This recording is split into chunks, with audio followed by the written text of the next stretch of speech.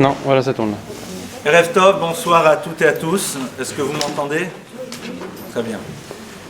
Donc, la thématique de ce soir est l'enfant et le respect des règles.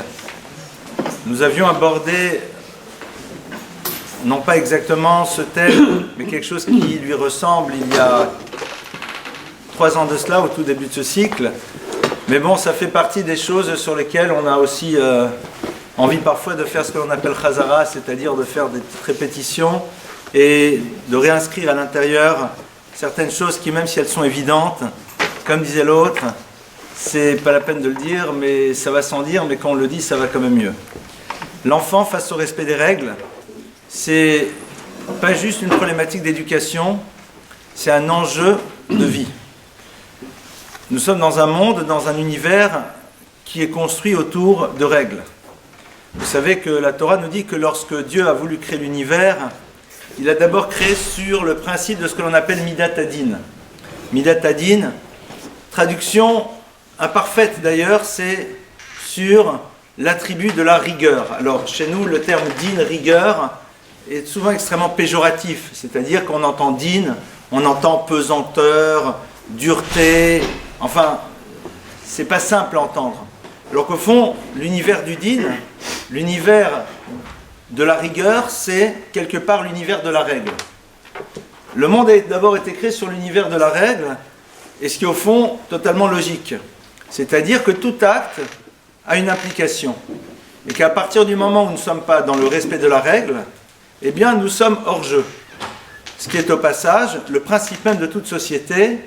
Plus encore, quand vous êtes à l'intérieur d'un univers professionnel, vous êtes là-bas, vous avez des règles.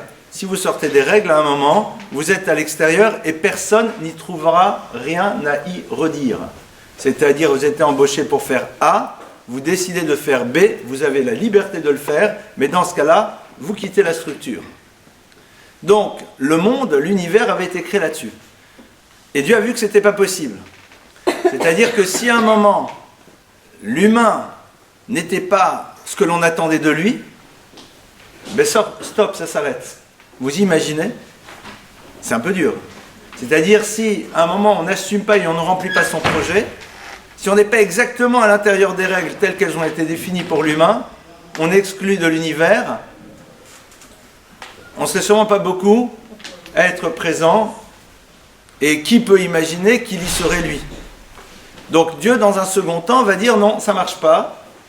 Je vais créer l'univers sur le principe du rachamim, c'est-à-dire je vais mettre à l'intérieur ce que l'on appelle la règle du rachamim, c'est-à-dire de la miséricorde, qui n'est pas là pour exclure le concept de la règle, mais qui est là pour pouvoir permettre de gérer l'univers des relations lorsque ces règles qui restent ne sont pas nécessairement respectées.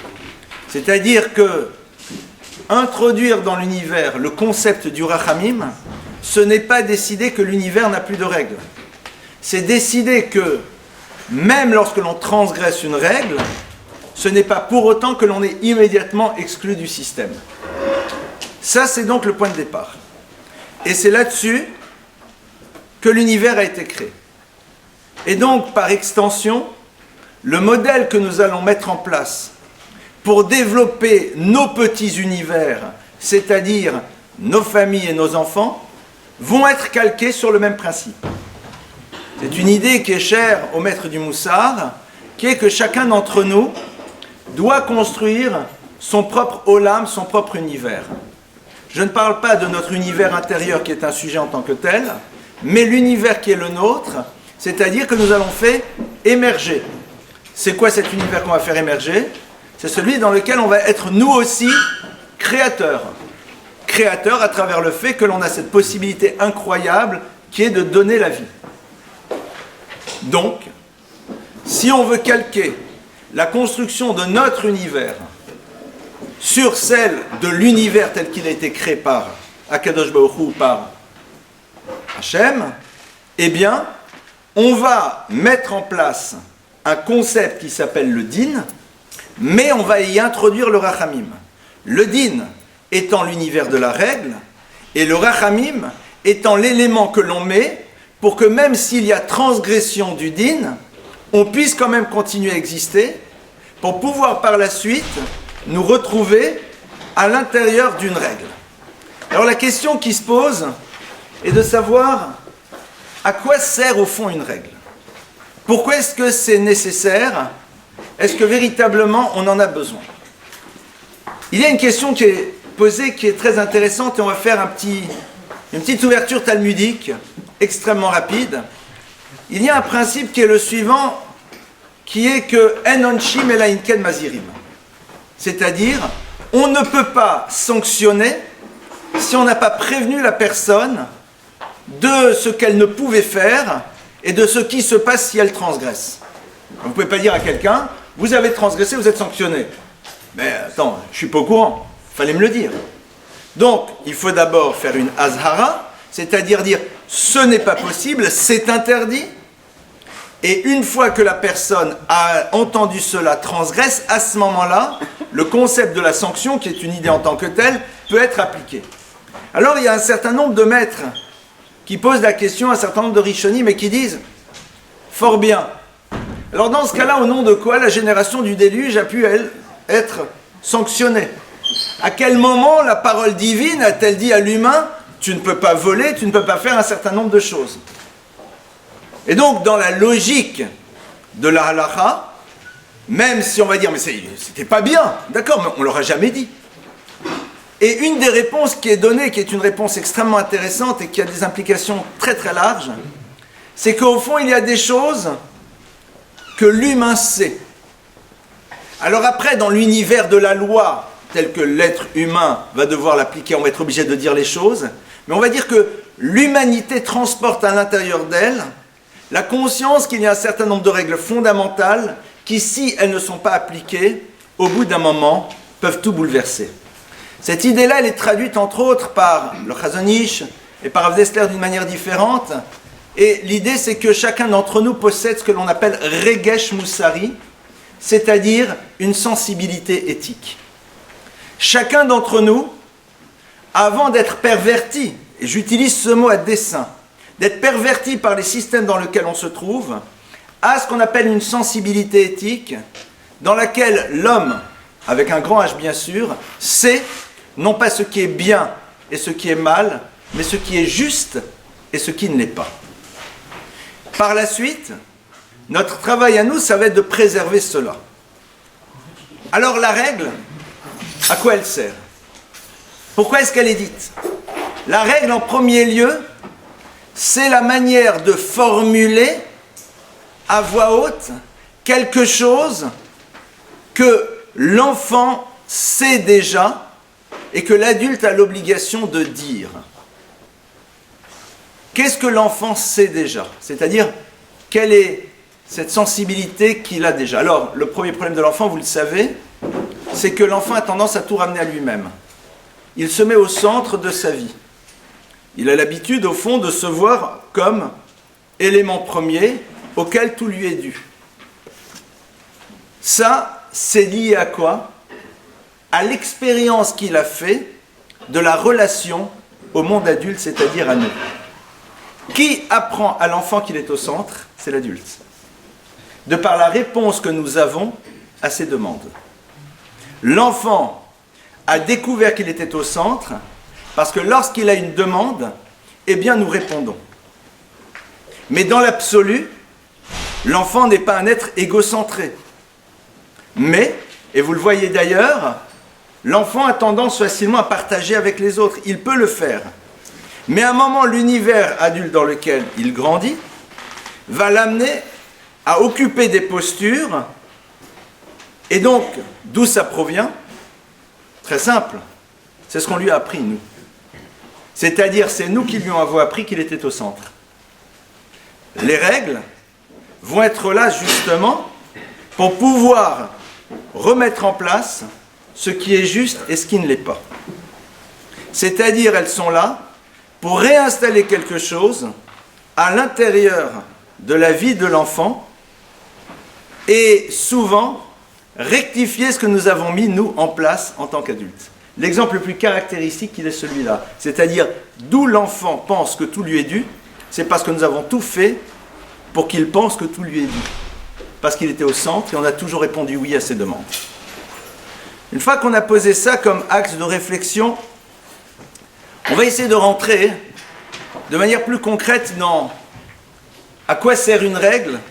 Donc on a vu, elle sert à réinstaller dans l'histoire de l'enfant quelque chose qu'au plus profond de lui-même, il sait sur des fondamentaux. Première chose. Seconde chose, elle sert à mettre en place ce qui va être un élément structurant pour la vie, c'est-à-dire le rapport à la hiérarchie. La règle provient de celui qui, ne serait-ce qu'au niveau de son âge, et, j'ai pas d'autre terme, est au-dessus de moi. C'est-à-dire le parent face à l'enfant. Or, le concept de hiérarchie va être fondamental parce qu'il est au cœur même de ce qui permet la pérennité de l'histoire juive, c'est-à-dire celle de la transmission. C'est-à-dire que derrière la hiérarchie se situe le rapport au maître, se situe derrière, quelque part aussi, le rapport à Dieu.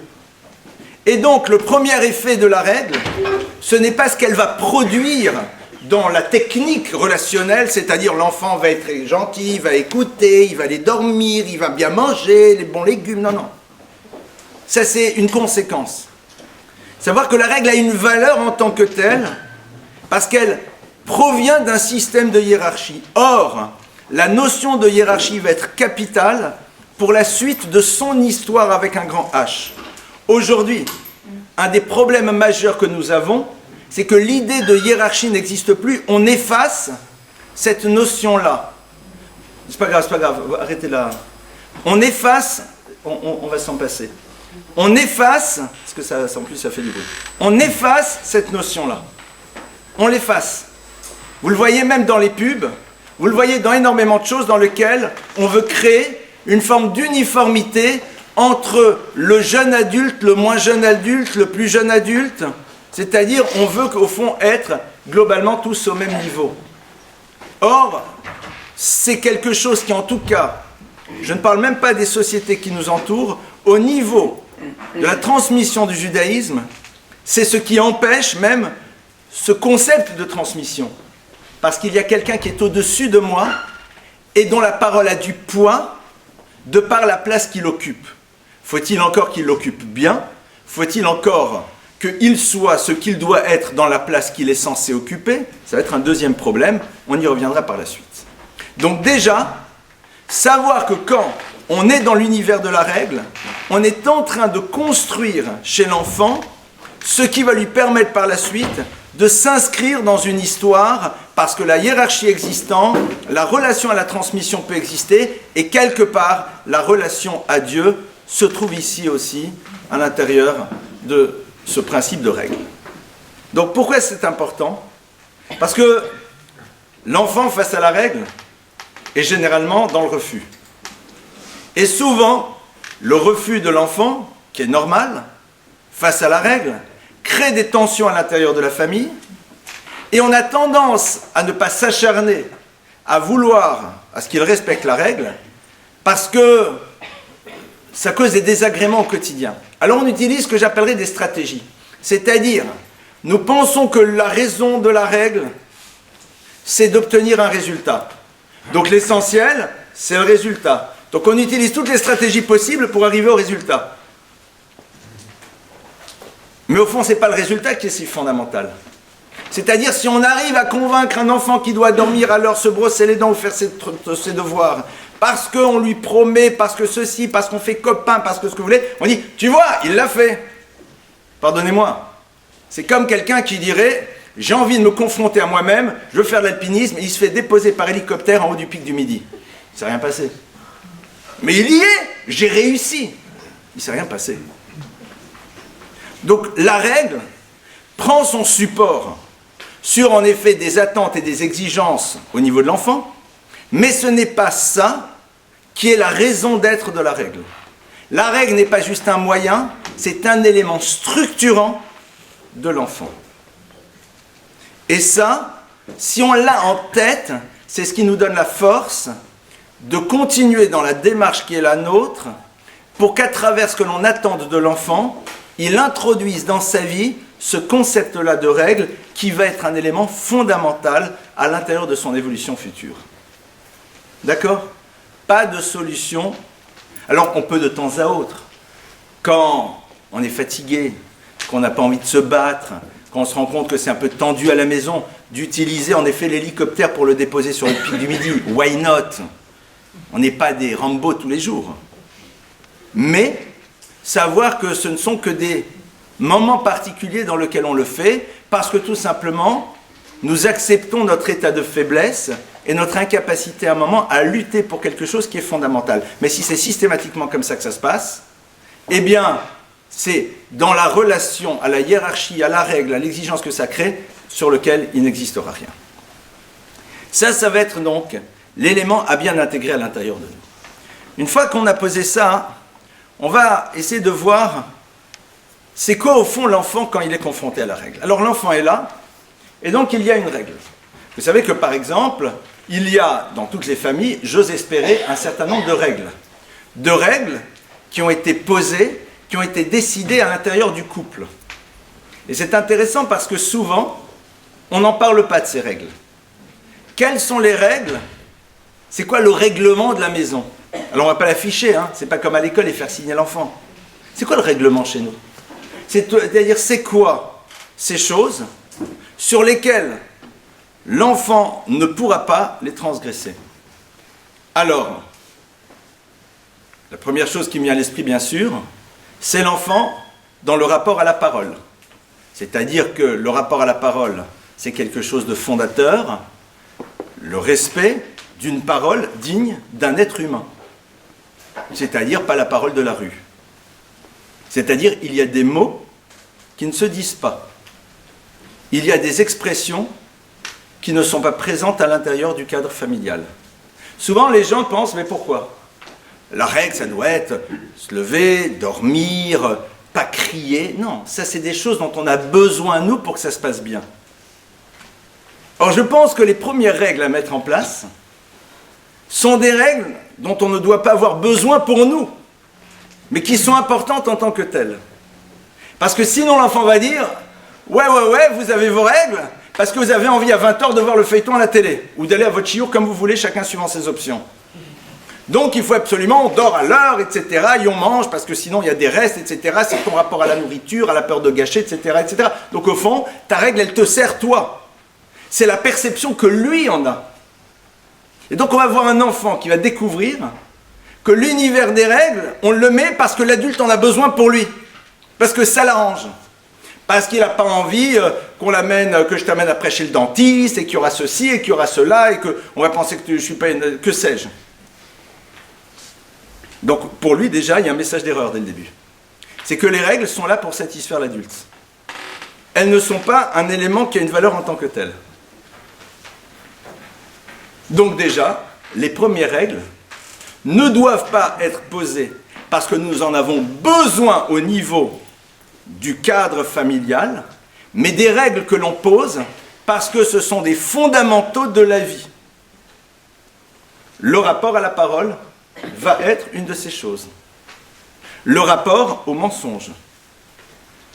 C'est-à-dire ça, c'est quelque chose qui est une valeur en tant que telle, et la hiérarchie relationnelle, c'est-à-dire je suis le parent, tu es l'enfant, pose et impose cela. Point. Et vous allez voir que ça joue énormément. Parce que l'enfant comprend tout de suite que l'enjeu, il est ailleurs. Et il ne va pas dire, ouais, d'accord, c'est un problème de ça t'arrange. Dans un second temps, la règle va être posée parce que ce sont des nécessités techniques à l'intérieur d'un cadre et, quelque part, elle crée le cadre structurant qui rassure l'enfant. Vous vous rappelez, c'était une idée que j'avais évoquée dans les tout premiers cours, et ça, vous allez sûrement vous en rappeler parce que c'est une idée que je ramène de temps à autre, c'est que l'enfant est rassuré lorsqu'il a face à lui une règle qui est posée et qui lui permet de se sentir bien parce qu'il est dans un cadre sécure. De quoi s'agit-il? Le symbole, il est le suivant. Mettez un bébé dans un berceau, vous le retrouverez endormi, la tête contre les barreaux. Psychanalytiquement parlant, c'est le contact symbolique avec la paroi utérine. Thoraïquement parlant, comme j'ai entendu un jour du Rav Grunstein, c'est tout simplement ce qui rassure, parce qu'au moins devant les barreaux, il y a une limite qui a été posée et qui le rassure. La règle, c'est un élément qui rassure sur le fait qu'il a en face de lui un adulte. Or, l'enfant a besoin aussi de savoir qu'il a face à lui un adulte. Donc, il y a un troisième élément qui va jouer là-dedans. Donc, la première chose, la règle en tant qu'élément qui a une valeur intrinsèque, une règle que l'on met en place, non pas parce que ça nous arrange, mais parce qu'elle est là pour poser des fondamentaux. Troisième élément, d'une règle qui rassure, parce qu'elle renvoie l'enfant au fait qu'il a face à lui un adulte qui est capable à un moment d'être suffisamment convaincu de sa parole pour pouvoir s'y tenir. Vous vous rappelez, un jour, je vous avais posé la question pourquoi les enfants aiment tellement les jeux vidéo. Et une des raisons, c'est parce que face aux jeux vidéo, tu négocies pas. Il y a des règles, et tu ne peux pas transgresser les règles. Tu peux pas, tu peux rien négocier. C'est comme ça. Et à un moment, si tu as perdu, tu as perdu. Terminé. Tu peux pleurer, crier, insulter, jurer, faire ce que tu veux. C'est terminé, c'est terminé. Donc, au fond, on peut dire que symboliquement, derrière ça, il y a au moins dans le monde un système qui tient le choc. Et ça, il ne faut pas oublier que c'est d'autant plus valable si l'enfant voit que cette règle, je n'en ai pas besoin pour moi, pour me faire exister dans mon rôle de parent, mais parce que tout simplement, c'est un élément nécessaire à la construction de l'enfant. La règle que l'enfant a difficile à entendre, c'est celle qui est là comme vecteur pour affirmer ma position parentale. C'est-à-dire, je t'impose la règle que tu dois respecter, pour qu'à travers cela, je prenne ma place de parent. D'où une autre condition, pour que la règle soit entendue. Il ne faut pas avoir besoin pour nous de celle-ci pour exister. Et vous rappelez ce principe, qu'il faut se redire régulièrement, et je vous le redis à nouveau ce soir, que pour que l'univers des règles marche à l'intérieur d'une famille, il faut que chacun des membres du couple ait la place qu'il doit avoir pour ne pas avoir besoin de la règle pour pouvoir prendre la place. Parce que si l'enfant réalise que j'ai besoin de lui imposer quelque chose pour me sentir parent, il risque de me dire « Ben écoute, c'est pas parce que tu n'as pas réussi à prendre ta place dans ta relation de couple qu'il faut que tu la prennes maintenant en m'imposant des choses. » Et même si cette règle elle est importante, et même si elle est ce que vous voulez, mais c'est la lecture que l'enfant va en faire. Et d'ailleurs c'est très intéressant parce que parfois il y a quelque chose, j'utilise un mot un peu fort, mais presque de pathétique. Donc il faut que l'enfant absolument accepte la règle. Parce que sinon, j'existe plus du tout. Plus du tout, j'ai plus du tout de place. Déjà dans ma relation de couple, je ne sais pas si j'en ai une. Dans ma relation à un cercle plus large, je n'en sais rien. Mais alors si même face à l'enfant, j'arrive plus à imposer la règle, alors j'ai plus de place. Donc il y a quelque chose de vital pour l'adulte. Et l'enfant ne s'y trompe pas. L'enfant se rend compte que j'en ai terriblement besoin. Et j'en ai tellement besoin que c'est là où, en effet, pour que la règle existe, on part dans tous les sens, on crie, on hurle, on insulte, on frappe, on fait n'importe quoi. Parce que c'est besoin d'existence, quoi. Donc ça, rappelez-vous, hein. Rappelons-nous, on en fait tous partie, que plus on va faire ce travail dans la relation, mieux la parole qui va énoncer la règle va être une parole qui va maintenant être entendue par l'enfant, parce que l'enjeu, ce n'est pas nous, mais l'enjeu, c'est la règle. D'accord ? Rentrons dans quelque chose qui est du domaine de l'évidence, mais il faut quand même le dire. Vous avez des enfants qui, parfois, ont une relation à leur carte d'identité qui est assez fluctuante. Vous connaissez l'histoire de ce petit garçon qui est dans un bus dans lequel on paye demi-tarif jusqu'à 9 ans, et à partir de 9 ans, on paye plein tarif. Alors le contrôleur arrive, et l'enfant est là avec ses parents, il donne le billet de demi-tarif, et le contrôleur, regardant l'enfant, qui semble, Baruch Hashem, avoir bien grandi, lui dit « T'as quel âge, mon petit ?»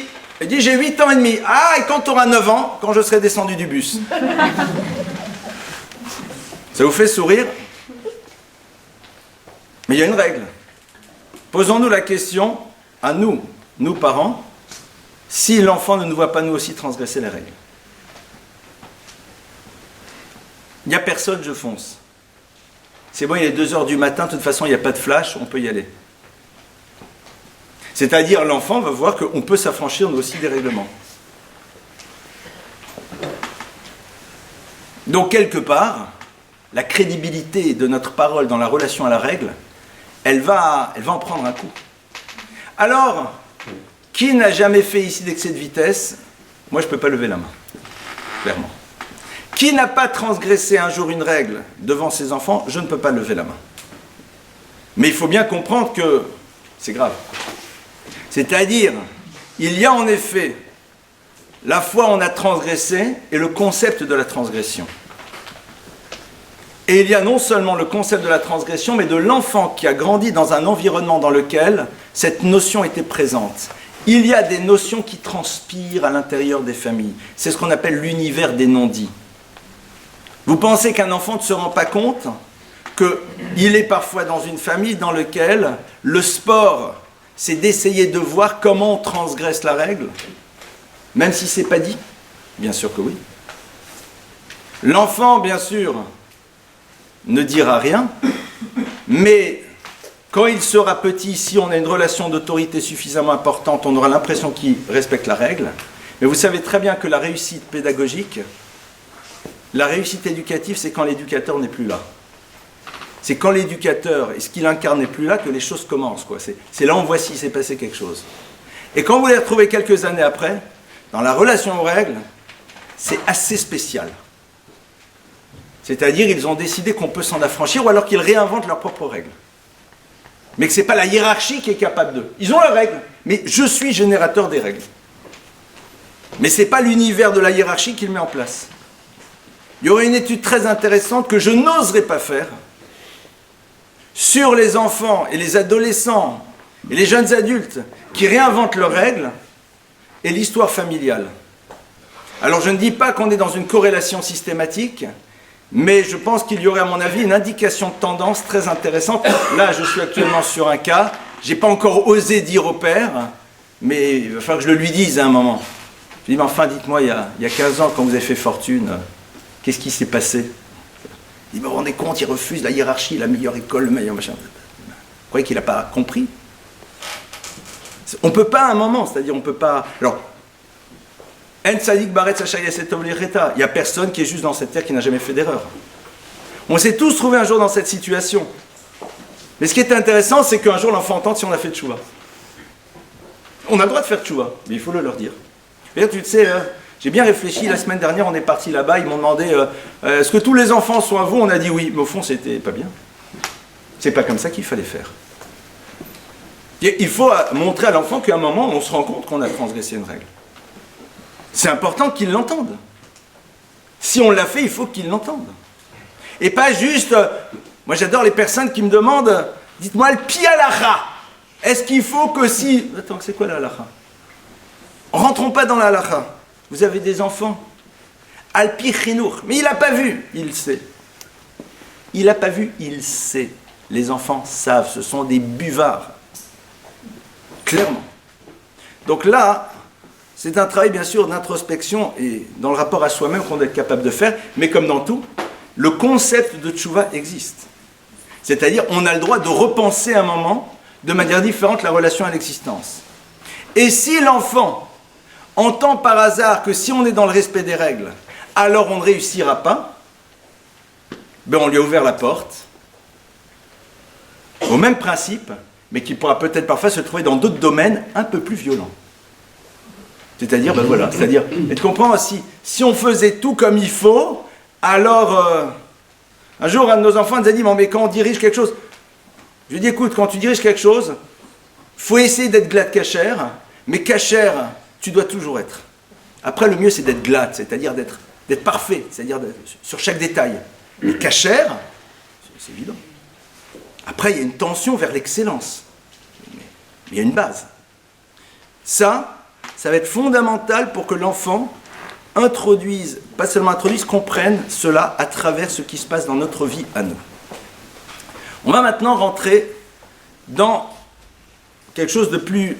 Alors, j'hésite entre l'ultra concret et encore quelques concepts. On va rentrer, si vous le voulez maintenant, dans 2-3 exemples pour essayer de voir comment est-ce qu'on énonce les règles, comment est-ce qu'on fait pour que celles-ci soient entendues de l'enfant. Donc on a vu leur nécessité. Nous avons maintenant des règles qui sont aussi des nécessités techniques, clairement. Eh bien, la première chose, c'est de dire que la règle existe. On revient à ce qu'on avait vu tout à l'heure. En onchim ela imken mazirim. On ne peut pas sanctionner, je ne parle pas de sanction, c'est on ne peut pas montrer qu'il y a une implication de ce qui s'est passé si on n'a pas dit avant, on n'a pas posé la règle. Et la règle, elle va être la suivante et elle va introduire une autre notion. La notion de ce que j'appellerais le chez nous. Parce qu'elle va être très importante. Chez nous, à la maison, ceci, cela. Ah, mais chez les autres, il y a d'autres règles. Chez nous, par exemple, on ne fait pas certaines choses ou alors on en fait d'autres. C'est important parce que ça donne une identité à l'enfant. L'enfant doit comprendre qu'il y a des règles qui concernent tout le monde. Et puis après, il y a des règles spécifiques à la maison. Et que ces règles-là, c'est nous qui les posons. Et même si d'autres ne les ont pas, ce n'est pas grave. Toujours pour bien faire passer ce concept de hiérarchie. C'est-à-dire que l'adulte, à un moment, peut poser des règles qui ont une valeur parce qu'elles proviennent de l'adulte. Parce que la difficulté, elle va être où? C'est marqué où dans la Torah qu'on ne peut pas avoir de iPad dans sa chambre? C'est marqué où que c'est assourd de? Les mamans connaissent bien ça dans toutes les problématiques de tsniout. C'est marqué où que? C'est marqué où que? C'est-à-dire si, à un moment, on n'a pas appris à l'enfant que nous-mêmes, nous avons le droit de poser des règles, ben, à un moment, on va être bien démuni quand le iPad fut venu, comme dirait l'autre. C'est-à-dire, il va bien falloir savoir comment on gère. Comment on gère? Donc, introduire très tôt le fait que chez nous, il y a des règles, et en même temps, chez nous, c'est très sympa. C'est-à-dire que la règle que l'on installe dans notre famille, c'est quelque chose qui nous est propre, qui nous donne notre identité. C'est cette même règle qui fait qu'en vacances, à minuit, on peut se lever pour aller faire une balade et aller voir les étoiles filantes. C'est-à-dire, chez nous, il y a des trucs, il y a des règles et il y a des modèles de fonctionnement, voilà, chez nous. Et c'est quelque chose qui va donner aussi à l'enfant sa spécificité. C'est ce que certains appellent peut-être aussi les minhagim. Alors les minhagim, c'est pas nécessairement que familial, c'est parfois plus global, c'est plus tribal, c'est plus une ville, c'est plus une communauté. Mais chez nous, c'est comme ça qu'on fait. Et regardez comment les gens s'accrochent. Pourquoi ils s'accrochent aux minhagim? Pourquoi les gens s'accrochent aux coutumes particulières et personnelles? Parce que ils se retrouvent dans une identité différenciée et c'est agréable.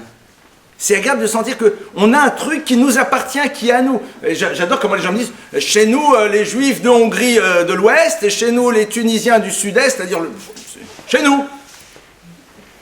On aime bien dire ça. C'est la même chose chez nous, à la maison.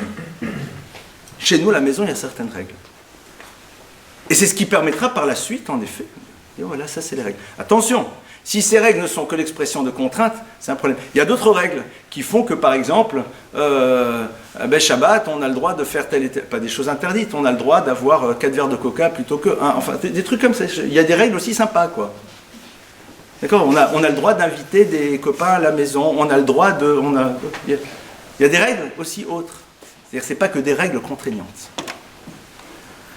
Ça, je vous invite très fort à le faire. C'est-à-dire de parler de chez nous, de la spécificité de l'histoire familiale, de ce qu'on a inventé à l'intérieur de notre cadre. D'accord? Autre point sur lequel on va essayer de s'arrêter ensemble. Que faire lorsque l'enfant transgresse la règle? C'est-à-dire, on a dit à l'enfant qu'il y avait des règles, on leur a appris qu'il y avait des règles parce que, je vous donne un exemple très simple. Tout va bien, le petit Boutchou de 4 ans est très silencieux, trop silencieux. Et brusquement, ce silence est troublé par un bruit de vaisselle qui, suivant certaines règles de la physique, eh bien, a décidé de se morceler. Arrivé en trombe, alors de la maman ou du papa qui vérifie que ce n'est pas le service de la belle-mère, malheureusement ce n'est pas celui de la belle-mère, donc il y a un problème, on s'énerve. T'as vu ce que tu m'as fait? Qu'est-ce que j'ai fait? À quel moment on m'a dit qu'on n'avait pas le droit de prendre une assiette et de voir ça donne quoi une assiette qu'on lève et qu'on fait tomber par terre? Je suis pas au courant, moi. Il y a des choses, j'ai l'impression que c'est évident. Mais je ne savais pas. Parce que quand je prends ma balle et je fais la même chose, tout le monde me dit bravo. J'ai fait la même chose avec une assiette, un maniche tada. En plus, c'est sympa parce que la balle, j'ai toujours la même. Maintenant, j'ai plein de nouveaux petits jeux. C'est-à-dire, il ne faut pas oublier que s'il y a eu bêtise, c'est pas transgression de la règle, c'est ignorance de règles qui font qu'on ne prend pas une assiette et on voit l'effet de la pesanteur sur l'assiette. Donc l'expérience négative va nous permettre parfois de donner une règle qu'on n'a pas dit auparavant. Mais c'est tout. C'est-à-dire, mais j'étais pas au courant, hein. Je savais pas. Ah, vous allez me dire, Regesh Moussari, la sensibilité éthique, le savoir du juste et du pas juste, oui, mais ça ne s'applique pas à ce genre de bêtises. Donc, on va énoncer un certain nombre de règles. C'est évident qu'il y en a d'autres qu'on n'énoncera pas, parce qu'on les oublie, et c'est à travers la transgression de règles qui n'ont pas été données que l'on va profiter pour rappeler, dire, tu vois, alors c'est intéressant parce qu'il y a certaines choses, on voit le danger. Donc on dit, on ne met pas les doigts dans la prise, on ne s'amuse pas avec des allumettes, on ne fait pas certaines choses, d'accord? Et là, je ne sais pas si vous avez entendu, mais j'ai pas dit, j'ai dit on. C'est-à-dire, on parle d'une règle. Et on ne dit pas, je ne veux pas que tu touches aux allumettes. Parce que le jour où le petit bout de chou, il veut dire, je vais m'affranchir du parent, et je vais montrer que j'existe, je craque une allumette. Donc c'est pas l'enjeu, c'est pas toi et moi, hein. C'est pas toi et moi. S'il y a une règle, je te rappelle. Donc quand l'enfant va franchir une règle, première question, est-ce qu'on lui a dit les choses? Est-ce qu'il est au courant? Et parfois il y a des choses où vraiment il ne sait pas. Donc à ce moment-là, on va le lui dire. Et donc la première chose qui se passe, c'est quand l'assiette est cassée, on lui dit, ça va mon chéri, tout va bien, t'as pas mal? Parce que c'est la première préoccupation. Est-ce que tu t'es pas coupé? Dans un second temps, on va lui dire, tu vois, c'est quelque chose que je t'ai jamais dit, mais les assiettes, on ne peut pas jouer avec. Parce que quand on joue avec les assiettes, ça se casse. On peut jouer avec des balles, mais pas avec des assiettes, ni avec des verres, ni avec d'autres choses. Point. Ça y est. Et donc l'enfant est prêt à entendre cette règle, qui en plus n'est pas venue sous le coup de la colère, parce que sinon, il lie la règle à la colère. Alors vous allez dire, mais dans la gestion de l'instant, on craque, mais justement, c'est là on décide d'être adulte. Et on va faire les efforts de ne pas craquer. Et ça, mesdames, là-dessus, vous partez avec un sacré handicap. C'est que vous réagissez plus vite que votre ombre. Ce que le passage pose un grand problème à nous les hommes, c'est qu'on voudrait réagir, on n'a même pas le temps. Et après vous dites, mais pourquoi tu dis rien? Je n'ai pas le temps de le dire. Elles comprennent, elles savent de quoi je parle. Vous avez un travail à faire qui n'est pas simple, parce que c'est lié, non pas, c'est pas une qualité et un défaut, c'est un élément structurel. Le féminin, un mode de fonctionnement. C'est pas bien, c'est pas mal, c'est pas nous on est mieux et vous êtes moins bien, ou nous on est moins bien. Non, c'est pas... Structurellement parlant, c'est comme ça souvent que le féminin fonctionne. Donc, même si on est dans une réaction rapide, attention à ce moment-là de se dire, mais pourquoi je réagis comme ça? Est-ce qu'il sait? Non mais attends, c'est évident, il devrait le savoir. D'où il devrait le savoir? Qui lui a dit? D'accord? On profite de la situation pour lui apprendre et pour lui dire la règle sur le principe de il y a des règles. Qui vont être, l'enfant vient à la maison et dit des mots, on dit mais on ne parle pas de cette manière. Et ce n'est pas, tu n'as pas honte de parler de cette manière, ou alors c'est les gens comme ci qui parlent de cette manière, où là il est totalement dans une stigmatisation. La Torah interdit à un enfant de parler comme ça à ses parents. C'est-à-dire qu'à un moment il y a des règles. Et moi je suis celui qui te rapporte un certain nombre de règles auxquelles je suis moi aussi soumis. C'est-à-dire que je suis celui qui a la responsabilité, même au niveau du respect des parents. C'est pas, t'as pas honte de me parler comme ça. Il me semble que la Torah interdit à un enfant de parler de cette manière à ses parents. Je te rappelle qu'il y a une règle. Ce qu'on dit d'ailleurs, rappel au règlement. Je te rappelle qu'il y a une règle. Alors vous allez dire, en théorie, vous êtes très gentil, c'est très sympa, mais sur le concret, c'est compliqué. C'est la raison pour laquelle après on prend le temps d'y réfléchir et de s'y préparer. Autre élément, donc l'enfant qui transgresse. Alors, on a vu que la première transgression, c'est parfois pas une transgression. C'est un non-savoir. Il ne sait pas. Après, il y a la règle et la transgression. Alors, la transgression, elle est double. Elle est soit l'impossibilité pour l'enfant de gérer son désir lorsqu'il se confronte à la règle. C'est celle de tu ne voleras pas face aux appétissants chocolats qui sont là et dont on pense que personne ne remarquera si on en a pris un. D'accord? Ou là, c'est vraiment, voilà. C'est le problème de la vie, quoi. Hein, la règle, et puis nos désirs face à celle-ci.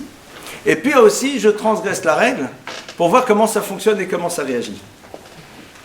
Et c'est pas du tout la même chose. C'est-à-dire que quand l'enfant a transgressé, on va lui demander, mais dis-moi, pourquoi t'as décidé? T'as décidé. Utilisez t'as décidé. En deux mots, pour nous, on lui met cette option qu'il a décidé, c'est-à-dire c'est volontaire. Alors que parfois, c'est pas volontaire, c'est presque à son corps défendant. Si on fait dire, non, mais c'est pas juste, et puis j'avais envie, et c'est pas normal, c'est intéressant d'entendre. Mais toujours lui poser la question, quand quelqu'un vient chez vous et vous dit, ouais, je lui dis, mais pourquoi vous avez fait ça? Monsieur, pourquoi vous avez réagi de cette manière? Madame, pourquoi vous avez dit ça? J'ai juste besoin de comprendre, quoi. Pourquoi? C'est très intéressant de se poser la question, mais au fond, pourquoi vous l'avez fait? On commence tout de suite à dire, mais c'est pas bien, c'est honteux, ou alors c'est pas grave. D'abord, explique-moi pourquoi tu as fait ça. C'est tout bête, hein, mais vous savez quoi que ça change beaucoup. Dis-moi, pourquoi tu as mangé les chocolats dont tu savais très bien qu'ils étaient réservés pour Shabbat? C'est qu'en deux mots, dans un premier temps, j'ai envie de comprendre. Qu'est-ce qui s'est passé? Et là, il y a en effet plusieurs options. Et si l'enfant dit, ouais, mais je ne suis pas d'accord, et les autres, et j'en aurais pas eu assez, ou alors peut-être tu avais tellement envie que tu as oublié qu'on ne pouvait pas. Et s'il est là et on comprend qu'il dit oui sans dire oui, on va lui dire, je te comprends. On a tous le même problème. Mais on fait des efforts. Et non pas tu, on. Racontez-vous vous-même. Parce que je suis désolé, chacun dans son domaine, il a ses appétits. Parfois, ça peut être des appétits extrêmement nobles. Envie de rester encore plus longtemps sur sa Gemara, alors qu'on sait qu'il y a une épouse et des enfants qui nous attendent à la maison. Ça peut être très beau, très noble. Et on s'arrache de sa Gemara parce qu'on sait que tout simplement, la famille a aussi besoin de nous. C'est-à-dire que ce n'est pas nécessairement dans des choses transgressives, négatives. D'accord? Mais parce qu'il y a tout simplement... Ça peut être le premier point. Ou alors, le second point, c'est pour voir comment tu vas réagir. Et là, c'est très intéressant. Parce que l'enfant, quand il nous voit réagir lorsque l'on est en train de transgresser les règles, eh bien, va comprendre beaucoup de choses. Quelle est la première chose qu'il va comprendre? Est-ce qu'à travers ce que je fais, j'ai un impact sur mes parents? C'est-à-dire, quel est l'impact que ça a sur eux au niveau de ce qu'on appellerait une blessure narcissique? Est-ce que l'enjeu ici, c'est la règle ou c'est eux? Et suivant notre explosion ou non, il va comprendre que l'enjeu pour nous, c'est nous, et on revient à ce qu'on avait vu au début, ou alors, c'est qu'il y a des choses, c'est comme ça, on se doit de les respecter, mais l'enjeu, c'est pas moi. Donc, notre travail à nous en tant que parents, c'est de faire quoi? C'est d'essayer de faire en telle sorte que l'on ne voit pas dans la transgression de la règle quelque chose qui doit nous remettre en cause dans notre autorité. C'est-à-dire, l'enfant est en train de vérifier si aujourd'hui, quand il transgresse la règle, je me sens en danger à l'intérieur de la structure familiale ou pas. Je l'ai dit tout à l'heure dans la manière dont on impose la règle, je redis la même chose au moment où on a transgressé la règle. D'accord? Donc, si l'enfant constate qu'à ce moment-là, on lui dit « je suis désolé, mais il y a des choses que l'on ne fait pas, et je te l'ai dit ». Et malheureusement, puisque c'était un peu difficile à l'entendre, il va peut-être falloir que je crée une sanction pour que tu le comprennes mieux si tu as besoin de ça. Après, c'est un deuxième problème. Mais qui sentent bien que ça ne m'affecte pas à moi, ici, c'est pas dans ma dimension émotionnelle que ça se joue. C'est-à-dire que c'est pas brusquement, ça et tout s'écroule. D'ailleurs, on voit qu'il y a des enfants qui respectent les règles, alors qu'à la maison, ils ne les respectent pas. Parce qu'ils ont compris le bien fondé des règles. Et dans l'absolu, ils y adhèrent plus ou moins. Mais pas face aux parents. Parce que c'est une manière de signifier à leurs parents leur désir d'être en distance. Parce qu'ils ont bien compris que la règle, c'est le parent. Parce que le parent s'identifie à la règle. C'est-à-dire pour lui, respecter cette règle, c'est me respecter moi. Or, comme pour certaines raisons, l'enfant n'a plus envie de respecter le parent parce que le parent n'a peut-être pas été respectable dans sa manière d'agir vis-à-vis de l'enfant. Donc il signifie au parent la distance en mettant de côté la règle qui symbolise le parent. Mais par ailleurs, le concept même de cette règle, il y a adhéré. Il est pour. Donc à l'extérieur, il fera. Mais pas devant nous. Parce que devant nous, il a besoin de nous signifier quelque chose. C'est quand on se confond avec la règle. D'accord? Dernier élément, avant de passer à vos questions. Lorsque, dans un couple, on n'est pas d'accord d'élaborer ensemble des règles. C'est-à-dire qu'on n'est pas capable d'installer ensemble et en commun des règles à la maison. Alors, c'est un peu compliqué parce que c'est là où l'enfant va commencer à jouer entre papa, maman et papa. Alors, on va essayer de faire quand même un SMIG. C'est-à-dire de faire en telle sorte qu'il y ait des règles minimales sur lesquelles nous sommes tous les deux d'accord et sur lesquelles on va devoir se le dire. Est-ce qu'on est d'accord, toi et moi, sur ça et sur ça? D'ailleurs, au passage, c'est bien parce que c'est ce qui fait que l'on construit quelque chose qui est capital, qui est la solidarité du couple. La solidarité du couple, rappelez-vous, c'est fondateur. Le couple, on doit se sentir solidaire l'un de l'autre. Et parfois, on n'arrive pas à se sentir solidaire surtout pour mille et une raisons, mais comment on sente la solidarité du couple sur certaines choses. La solidarité du couple, ce n'est pas un absolu à 100%. Ça devrait être. C'est un travail, c'est une construction, c'est une démarche. Ça ne se met pas en place du jour au lendemain. Ça ne vous tombe pas sur la tête le jour où vous sortez de la roupa. C'est une construction. Mais savoir que cette solidarité du couple, elle se construit autour du fait qu'ensemble, nous avons décidé un certain nombre de règles qui sont fondamentales et auxquelles tous les deux, nous avons décidé de donner de l'importance. Mais il faut s'en parler. Il faut être capable de dire à l'autre, est-ce que tu es d'accord avec moi ou que penses-tu qu'à la maison, on mette en place un certain nombre de règles, entre autres celle-ci ou celle-là. Et c'est là on échange. Un SMIC de règles. Un SMIC de règles, un minimum.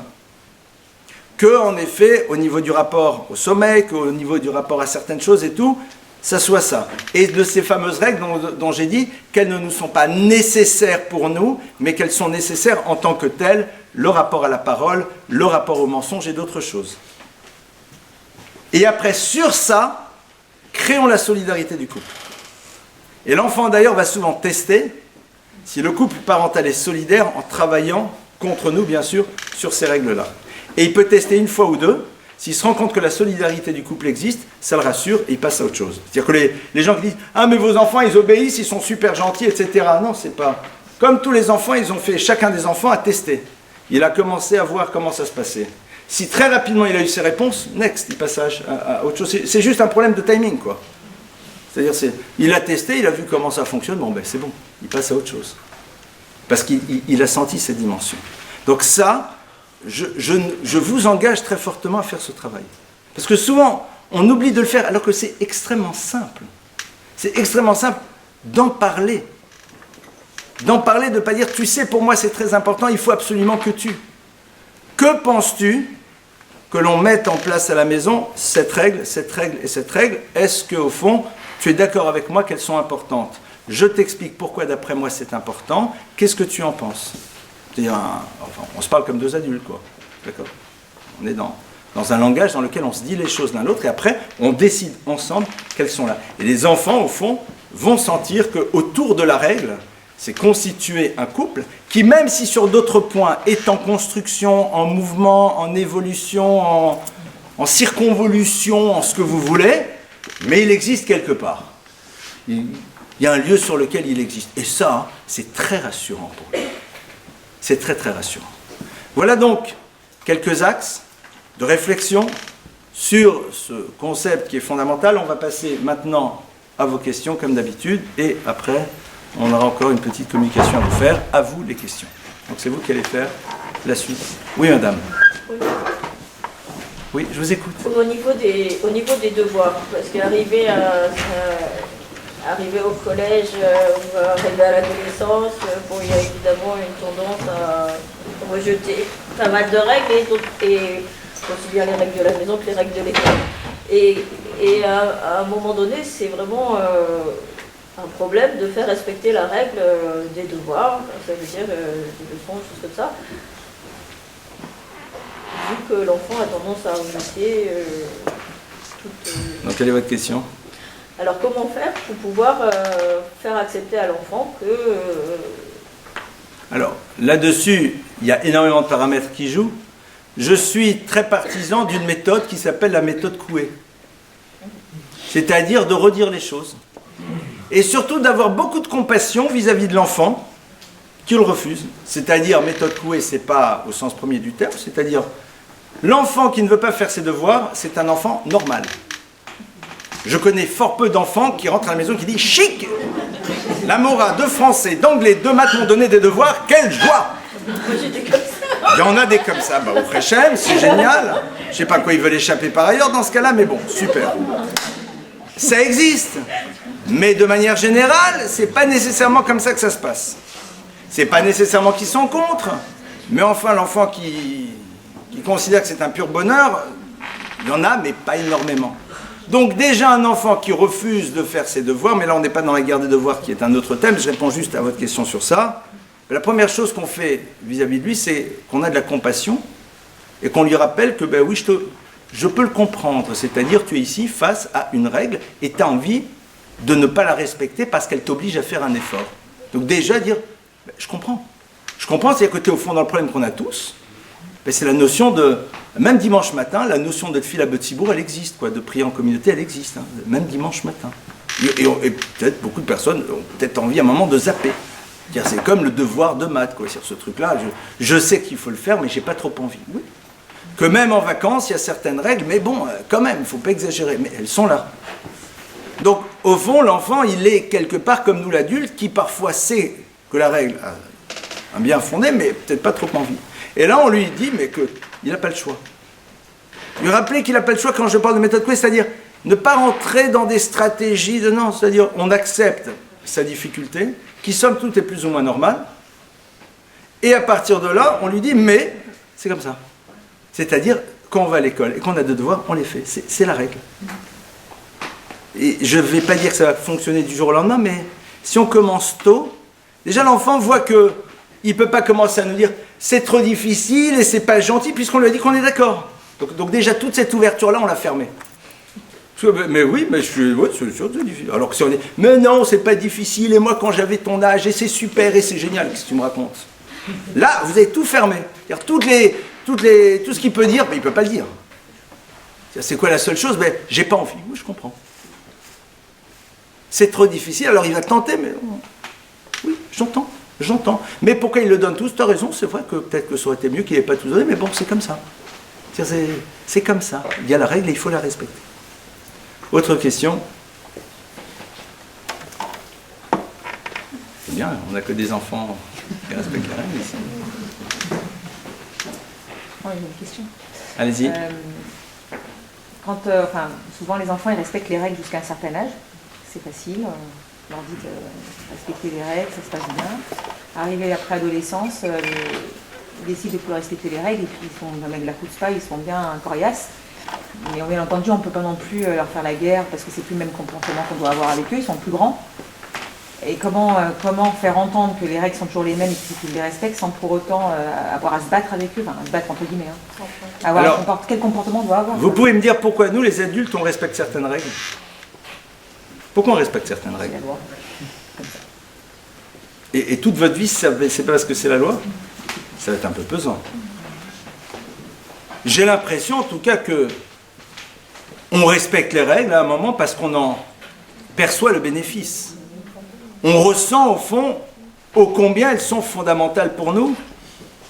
J'espère que toute notre vie, on ne va pas être confronté à la règle dans l'angoisse de la culpabilité, dans l'angoisse de la sanction, etc. Sinon, imaginez, c'est pas une vie de bonheur. Hein. Mais c'est sûr qu'on utilise ça de temps à autre, quand on a très envie, là, parce que quand notre etc. il attaque à fond, on utilise la peur de, voilà, comme il y a marqué, voilà, qu'à un moment on peut s'en prendre une et que donc, quand même, il ne faut pas exagérer. Mais, donc, ce qui se passe, c'est que peut-être que l'enfant n'a pas encore compris le bénéfice de la règle et de ce qu'elle transportait. L'enfant n'a pas compris en quoi cette règle qu'on a posée, maintenant, lui amenait quelque chose de nouveau. Alors, c'est vrai que là, ça va être un peu difficile. Je conçois que c'est un peu difficile. C'est-à-dire, si le bonheur du respect de la règle ne s'est pas maintenant introduit à l'intérieur de sa vie, si pour lui le respect de la règle du Shabbat c'est toujours aussi pesant et insupportable, c'est évident qu'au moment où il commence à voir son identité de confrontation, il va la mettre de côté. Au début, la règle, elle est là, et le rapport de hiérarchie, il est présent. Le rapport de hiérarchie, il va continuer. Donc ici, il y a deux axes. Premièrement, qu'est-ce qui fait que la hiérarchie ne fonctionne plus? Posons-nous la question, qu'est-ce qui fait que notre parole n'a plus de poids? Deuxièmement, qu'est-ce qui fait que pendant toutes ces années où il a été dans le respect des règles, il n'ait pas découvert le bénéfice du respect de ces règles? C'est-à-dire, il ne ressent pas le bonheur de la chose, ou en tout cas une introduction à ce bonheur. Donc, à travers votre question, vous m'amenez à dire une chose que je n'ai pas dite, enfin que je n'ai pas encore dite, qui est que, bien sûr, lorsque l'enfant respecte la règle, il va devoir à un moment percevoir en quoi ce respect de règles est quelque chose qui, au fond, est bénéfique à terme. Mais quand ils sont jeunes comme ça, ils sont jeunes, ils exécutent. Ah, mais c'est à vous de faire émerger ça. C'est à vous de faire émerger ça. C'est-à-dire de créer, non pas la récompense parce que tu as respecté la règle, mais quand il a respecté la règle et que les choses se passent, brusquement, il voit qu'il y a des choses sympathiques qui émergent de ça. C'est-à-dire que le respect de la règle, qui est pesante d'un côté, met en place un système qui, somme toute, est agréable. Ne serait-ce qu'une forme de réussite scolaire, même si ce n'est pas du vin permanent, dans lequel il voit que c'est agréable de connaître plus et de voir combien on le valorise de par les efforts qu'il fait, et combien on lui dit qu'il est extraordinaire de se dépasser, etc. Donc, il en retire le bénéfice. Mais s'il n'a jamais retiré le bénéfice, donc quand la relation d'hiérarchie commence à ne plus être la même, mais il va falloir la réinstaller toujours dans le même principe mais différemment, ça va être difficile. Derrière ça, il y a le problème de la hiérarchie. Ça veut dire que peut-être l'enfant n'a toujours pas compris qu'à un moment, je suis le parent, il est l'enfant. Pourquoi? Parce que si je n'ai pas réussi à faire découvrir à l'enfant le bonheur du respect de la règle, c'est que sans doute la règle, je l'ai mise en place pour qu'elle existe, sans plus. Ça va être un peu difficile. Alors, à l'adolescence, l'enfant qui est dans le non-respect des règles, je veux dire, cette semaine, c'était amusant, on rentre à la maison Shabbat et puis on voit notre petit voisin qui est là avec les bracelets, d'accord, d'accord, avec 4, c'est assez intéressant à voir. Donc, c'est un gamin comme tout le monde, mais qui à un moment a décidé de transgresser les règles, et il n'y a eu personne en face de lui qui lui a rappelé qu'il y avait un règlement. Je crois que l'adolescence est un thème en tant que tel, il me semble donc qu'on va aborder un moment. J'hésite à vous donner une réponse parce que ça serait déflorer une conférence, c'est-à-dire ça serait rentrer vraiment dans une conférence, donc j'ai pas peut-être trop envie d'y aller. C'est-à-dire nécessairement ça ne sera pas assez. Donc, à travers votre question, pour nous, quand on est parents d'enfants qui ne sont pas encore adolescents, essayons de faire en telle sorte que le respect de la règle génère chez l'enfant un bénéfice qui fera que par la suite, il arrive à être toujours dans le respect de cette règle, même quand il aurait une forme de liberté pour pouvoir la mettre de côté. C'est-à-dire qu'il a intégré les choses. Il en a tiré un bénéfice. Qui peut être parfois des choses toutes bêtes. Vous savez, c'est les croissants au chocolat, ou les pains au chocolat qui sont présents au petit déjeuner à la synagogue. Après, ça peut être ça. C'est-à-dire, au fond, et puis de se sentir un peu plus adulte que les autres, parce que moi, tous les jours, je discute avec des adultes, quoi. C'est pas mal, quoi, cette ambiance. Moi, j'aime pas du tout, d'ailleurs, le coup des... Alors, parfois, c'est nécessaire pour de différentes raisons, mais ce qu'on appelle les mignanimes de jeunes, qui parfois sont importants, soit parce que les mignanimes des personnes qui le sont moins tirent en longueur et qu'on s'assoit 8 heures, on se lève à midi et demi, c'est une catastrophe, ou alors parce que c'est une manière d'amener les jeunes, etc. Mais dans l'absolu, le bénéfice réel, c'est quoi? C'est tout simplement de voir que j'appartiens à un univers d'adultes avec lequel je suis en lien, avec lequel on se parle, dans lequel il y a un échange. Et ça, c'est très valorisant.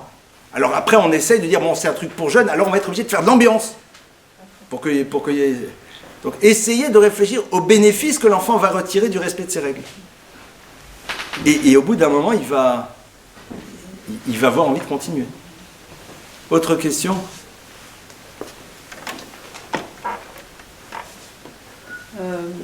Oui. Qui a... J'ai entendu une introduction, une question. C'est vous, madame? Moi, alors j'y vais. Allez-y. Quand on s'occupe d'enfants qui ne sont pas les nôtres et qui sont adolescents et qu'il n'y a pas de règles à la maison, comment on fait Alors, pour poser des règles et... vous parlez d'une famille recomposée? Non, à l'extérieur de la maison. À l'école professionnelle. Vous êtes enseignante? On va dire comme ça. Non mais attendez, pardonnez-moi, je ne peux pas répondre à une question si je n'ai pas les éléments de la question. Je ne suis pas enseignante, mais je m'occupe d'enfants qui sont, un temps dans la journée, qui en dehors de leur famille. Et à ces moments-là, ils sont confrontés à vous, ils sont pas... Mais vous êtes qui pour eux à ce moment-là? Je m'occupe d'eux au moment du vous, repas. Non mais vous représentez quoi pour eux? L'adulte. Vous représentez l'adulte, Oui. d'accord. Et cet adulte-là, on veut pas écouter ses consignes. Tout à fait. Moi j'ai une option, mais que pas tout le monde acceptera, c'est d'être dans ce que Henri Laborit a appelé l'éloge de la fuite. C'est-à-dire je prends la fuite, mais je l'assume. C'est-à-dire je dis écoutez, j'ai une option, c'est de me battre. J'ai vraiment pas envie de me battre. Vous avez envie de faire ce que vous voulez, Mazel Tov, salut tout le monde, je pars. C'est-à-dire à un moment, rompre, mais ça il faut que la structure dans laquelle vous êtes soit d'accord, parce que sinon il y a abandon de poste, d'accord? Mais dans l'absolu, c'est à un moment, montrer que ce qu'ils cherchent c'est quoi? Qu'est-ce que vous cherchez là? Et il faut leur demander, mais attendez, vous cherchez quoi là? C'est quoi l'objectif? Un jour, je me suis retrouvé comme ça, on m'a demandé, je ne sais plus dans quel cadre, puis ils ont commencé, j'ai attendez, excusez-moi, pouvez-vous m'expliquer quel est votre objectif en faisant n'importe quoi là? Qu'est-ce que vous voulez que je parte? Je peux partir. Ça ne vous intéresse pas, vous voulez choisir un autre sujet, mais parlons-en. Vous avez envie de vous détendre et puis vous trouvez que c'est injuste qu'on vous ait mis encore un barbu en face de vous alors que vous auriez pu vous détendre. Ça peut s'entendre aussi, mais alors dans ce cas-là, dites-le moi, mais expliquez-moi quoi. Il y a une raison donc. S'ils disent non mais ça va, c'est bon, on a envie d'être cool. Je dis bien sûr, on va organiser la coolitude. Ça s'organise. C'est un moment, vous pouvez engager un langage.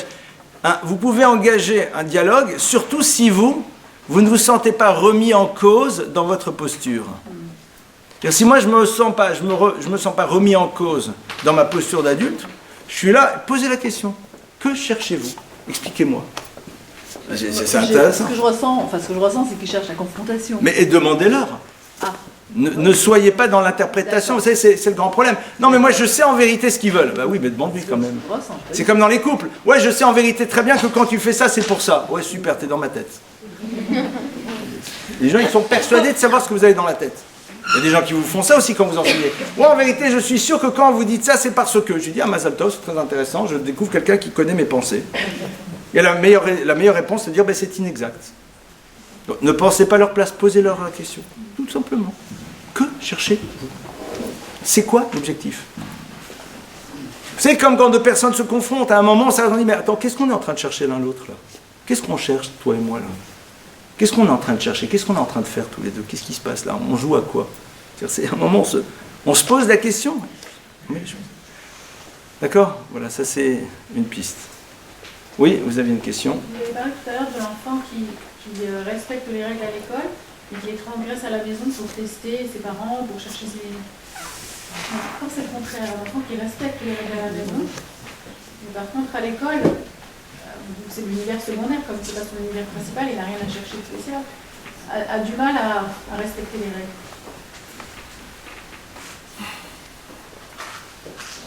Il y a plusieurs pistes de réponse donc, sur l'enfant qui ne veut pas respecter les règles à l'école. Une des pistes que j'aurais, qui est basée un petit peu sur un certain nombre d'expériences, hein, là je parle plus de... Parce qu'il y a plein de... Une des pistes que j'aurais, c'est la suivante, c'est que c'est peut-être un enfant qui en effet a été déçu par l'univers scolaire, par un enseignant, par autre chose, et donc c'est sa manière à lui d'exprimer sa déception. D'accord? C'est-à-dire en deux mots, tu ne comptes pas, tu n'as pas de valeur. Puisqu'on a vu que l'enfant, au fond, si on a installé le concept de la hiérarchie, si quelqu'un à un moment n'occupe pas du tout sa place dans la hiérarchie, ben, l'enfant est en train de lui dire, regarde, au fond, tu ne vaux pas grand-chose et je te montre que ta parole, pour moi, elle n'est pas importante. Ça peut être déjà un premier axe. Et ça, je l'ai vu, C'est aussi lié au fait que parfois, il a été enfermé tout de suite à l'intérieur d'une case et il dit, bon, mais puisque vous avez décidé que je suis là, ben, je vais l'être. Et j'ai un cas incroyable d'un enfant qui, dans une certaine structure scolaire, était la catastrophe nationale, c'est-à-dire c'était toutes les semaines des convocations, les parents, ils se tiennent mal. Les parents, à un moment, ont eu l'intelligence, avant qu'il ne se fasse renvoyer, de le sortir. Et quand il s'est retrouvé dans l'autre école, à la fin de la première année, il a reçu le prix du meilleur comportement de toute l'école. Parce qu'il est arrivé là-bas sans casier judiciaire. Et donc, il a décidé que, bon, ben, là-bas, vous avez décidé que j'étais ça, ben, je vais l'être. Et je vais bien entretenir la chose.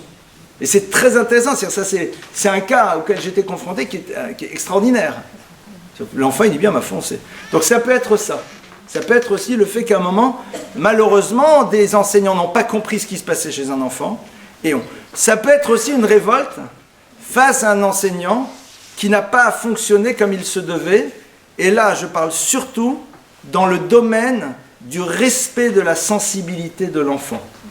C'est-à-dire d'un enseignant qui a fait honte. Comment? En disant, le mail, bon, comme d'hab, 6 sur 20. Ça existe. C'est-à-dire d'un enfant et d'un enseignant qui dit, allez, ça va, faut pas exagérer, hein, moi j'ai jamais eu honte, tu parles. Bien sûr. Ça peut être ça. Et là, c'est pas une vengeance dans le sens classique de la vengeance, c'est-à-dire, ben voilà, c'est-à-dire qu'en 2 mots, tu t'es dévalorisé totalement dans ta dimension adulte, à qui potentiellement je suis censé pouvoir faire confiance, mais je vais te le signifier. Et c'est pour ça que parfois ils sont face à un certain prof dans le non-respect des règles et face à d'autres enseignants qui, eux, sont de vrais enseignants dans le plein sens du terme, même s'ils ne sont pas les meilleurs pédagogues dans le sens stratégie de faire passer le pied et le poil et ce que vous voulez, mais qui ont une posture telle qu'elle doit être, là ça se passe bien. Maintenant, si c'est partout, dans tout le cas de structure scolaire que ça se passe comme ça, je me poserai aussi la question s'il n'y a pas des choses qu'il est en train de vouloir nous dire et qui sont à l'origine de son dysfonctionnement. Mais là déjà on rentre dans le cadre de la thérapie par rapport à certains points très précis auxquels je pense et que je n'évoquerai pas. Aux parents? Non, d'autres choses. C'est-à-dire il peut y avoir, il ne faut pas oublier qu'un enfant qui a une forme de dichotomie de fonctionnement à l'intérieur de différentes structures, ça en tout cas pour un spécialiste fait penser à certaines choses. Je parle au niveau des hypothèses. On a des hypothèses. Bon, mais là-dessus, je ne vais pas rentrer. Pourquoi? Parce que si j'en évoque certaines, tout le monde va être persuadé que c'est ça. Alors qu'en réalité, ce sont des hypothèses. D'accord? Comment réagir alors, justement, quand on a un enfant qui vit une injustice quelque part, parce qu'avec un professeur, ça se passe mal. Comment nous, en tant que parents, alors on croit notre enfant, on croit pas, c'est difficile parce que où est la vérité? Ah oui, du côté de l'enfant. Si l'enfant, il va vous rapporter que ça se passe mal. D'accord, on a tendance plutôt à vouloir savoir. Alors, c'est difficile de discerner qui est. Alors d'abord, il faut faire parler l'enfant. La Morin, elle est méchante. Ah, l'horreur, monsieur Magnus, allô, la Morin, elle est méchante. Tout de suite. Ah, tu veux dire qu'elle n'est pas gentille? Faites fort. Ouais, elle nous a privés de ça, il y a le truc, elle nous dit, elle ne fait pas. Ah, c'est intéressant, c'est-à-dire qu'elle avait dit que vous auriez ça, et elle a dit, oui, etc., parce qu'en vérité, elle avait dit que si vous faites ça, alors on aura ça, elle ne nous a pas donné. Hein. Ah, d'accord, quoi, parce que vous l'avez fait. Non, on ne l'a pas fait. Ah, d'accord. Quand vous remontez le truc à l'origine, parfois ça arrive, quand vous remontez le truc à l'origine, vous vous rendez compte qu'en vérité, ben, l'enfant, il a retenu que la dernière partie. Vous savez, une des bonnes raisons, parmi les multiples, de faire en telle sorte qu'un enfant ne regarde pas de film, surtout pas avant l'âge de 10 ans, c'est parce que l'enfant, il séquence et il ne fait pas les liens. C'est-à-dire l'enfant, il voit le vengeur qui arrive et qui prend le bandit et qui lui met plein de coups, etc. et tout. L'enfant ne fait pas la relation entre le fait que le bandit vient d'arracher le sac à main de la vieille dame et que le vengeur vient pour tout simplement empêcher le crime. Il décorrèle les choses. Il voit, et ça ce sont des études qui ont été faites, il voit quelqu'un qui frappe, donc pour lui, ce concept-là, on frappe quelqu'un, ça existe. On le frappe parce qu'on est en train de sauver la vieille dame, ça il a oublié. Donc c'est très intéressant, c'est-à-dire de voir comment les enfants ils séquencent, et ils ne font pas toujours le lien, même quand l'histoire les concerne. Donc déjà, en tout cas ce qui est sûr, c'est que jusqu'à l'âge de 9-10 ans, un enfant qui me dit quelque chose même de très lourd, je l'entends, c'est-à-dire c'est une des séquences. Et moi ce qui m'intéresse, c'est de voir dans Ça s'inscrit dans quoi? D'accord? Donc pour cela, utilisez la technique classique de la reverbalisation. Ah, elle est méchante, tu veux dire qu'elle n'est pas gentille, ça veut dire que... Et au fur et à mesure, ça reverbalise, ça reverbalise, ça reverbalise, et puis après vous arrivez... Maintenant, il y a des cas en effet dans lesquels il y a des enseignants... Ok. Mais dans ce cas-là, on apprend l'enfant à gérer quelque chose qui n'est pas comme il voudrait, comme nous on le fait en tant qu'adultes. Comment on fait nous en tant qu'adultes? Ben on fait avec, ben, on lui apprend à faire avec. C'est pas simple, il faut faire du soutien, c'est injuste, c'est pas normal, etc. Oui. On est en support. Et éventuellement, dans ce cas-là, on peut venir poser le problème à ceux qui en ont la responsabilité, non pas venir avec un doigt accusateur. C'est-à-dire, on pose le problème avec comme option que notre enfant a dit que l'on a cru comprendre que, et donc, dans ce cas-là, qu'est-ce que vous en pensez? Et si c'est vrai, qu'est-ce qu'il faudrait faire?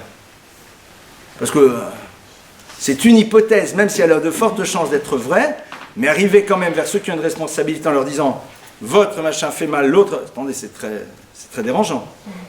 On a quand même face à nous des personnes qui ont une certaine compétence, et voire même une compétence certaine. On leur dit « voilà, il se passe, j'ai l'impression, de ce que j'ai compris de l'enfant, il semblerait, je n'en suis pas sûr, qu'est-ce que vous me conseillez et qu'est-ce que vous ne pensez pas qu'il faudrait ?»